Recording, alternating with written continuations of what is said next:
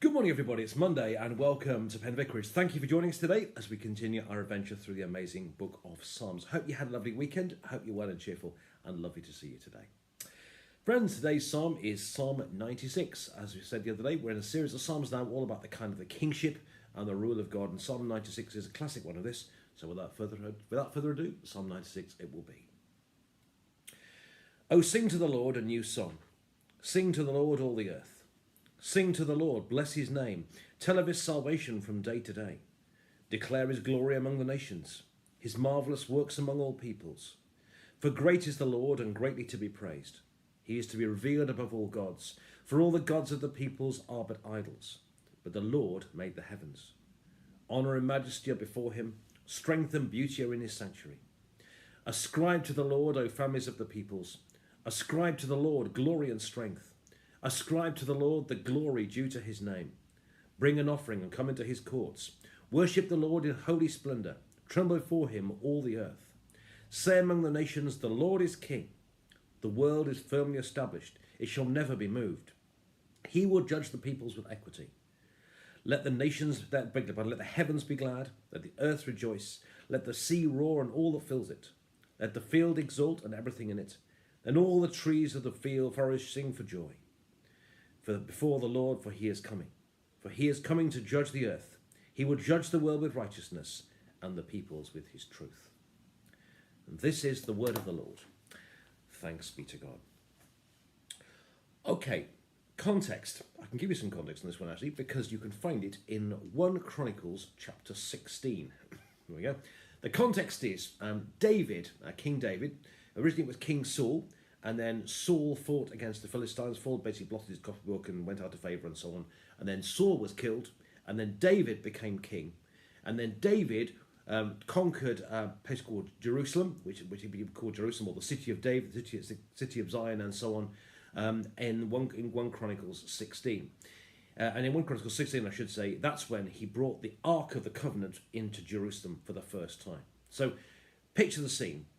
David, after a long fight with Saul, they'd been pursuing for life. Saul dies, David becomes king, and then David leads the people into, and they conquer Jerusalem from what were called the Jebusites who lived there before. He conquered Jerusalem, went in there, and set it up as the city of David. And then he brought the Ark of the Covenant, that great holy box, right, holy treasure chest, into Jerusalem for the first time.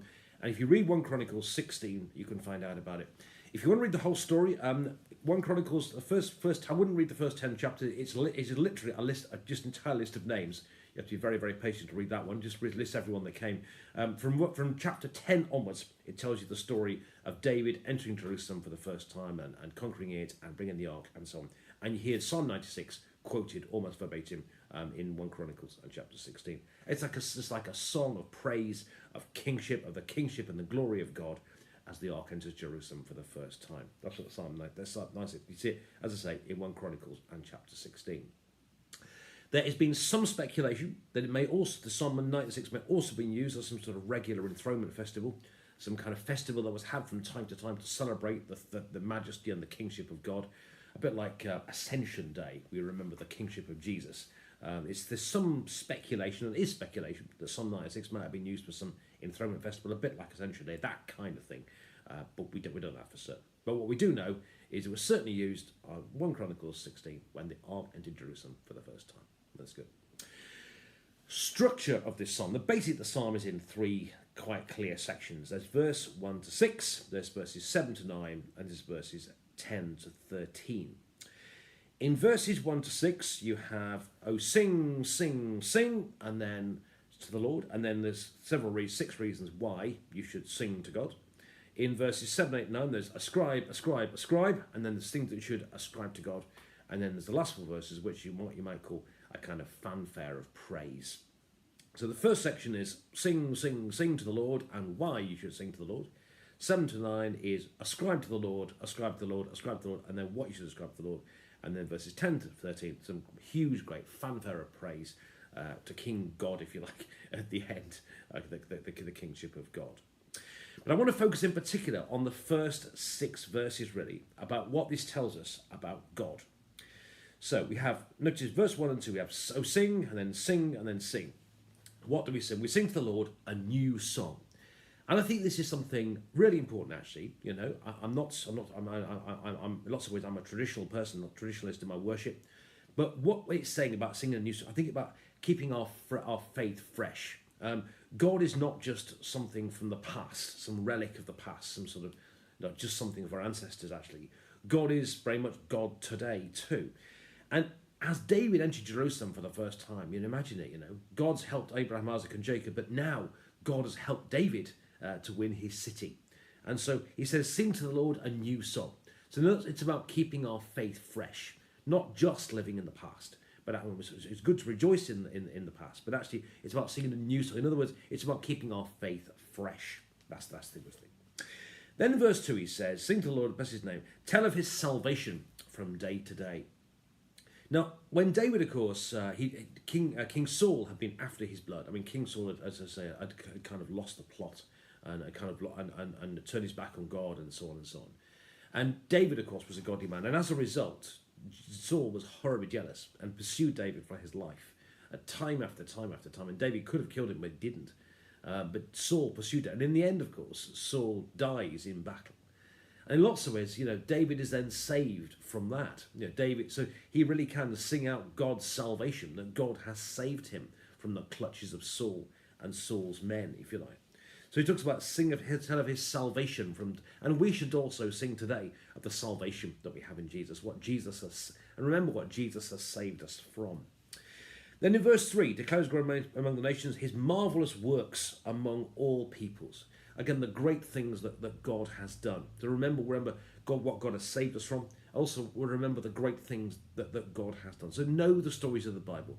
Remind yourself what God has done for us. What God may have done for you. Where you might have been, there was not God around you. Remind yourself of the mighty works of God and great things that happen. Then it goes on to say, for great is the Lord and greatly to be praised. This is verse 4. He is to be revealed above all gods. People may look to other things. People may look to all sorts of other ideas. People may have other gods. People have other things they put first. But ultimately, God is God. And actually, because God is God, God is greater than all these things. And often, sometimes it can mean in our lives, it can be good, things which are in of themselves are good. But actually, if they become gods, then that's not good. Because actually, God is greater than all. And therefore, because God is greater, God is to be revered above all gods. And he goes on to say, for the gods of the people are but idols. In other words, they're useless. These other gods that people have ultimately don't get them anywhere. These are useless. Okay. But the Lord, in contrast, is verse 5, he says, the Lord made the heavens. So by worshipping God, we're not worshipping something useless. We are worshipping God who made heaven and earth. We really have got big G on our side.